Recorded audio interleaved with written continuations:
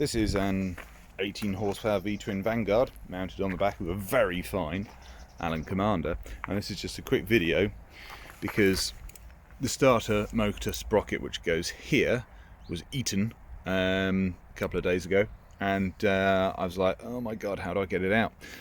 So major panic. So took the circlip off, and then you can lift this off the drive and you can rotate it.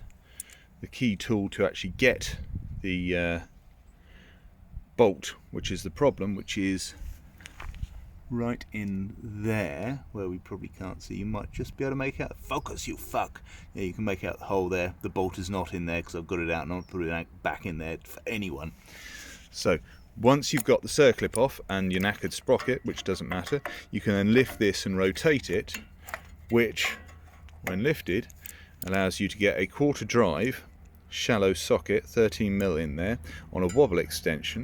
So that goes in there like that, and then the key thing to allow you to get on the bolt is to get your flat bladed screwdriver in there, which then allows you to push the socket onto the head of the bolt. And when you do that, you've got a very good grip, nice and sound, so you can undo what frankly is a Jesus bolt, and actually get that starter motor off so you can replace the bits on it.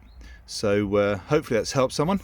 Happy days. And yeah, you can do that without cutting the shaft of the starter, as the internet says that you should do, because the starter's £100 at least.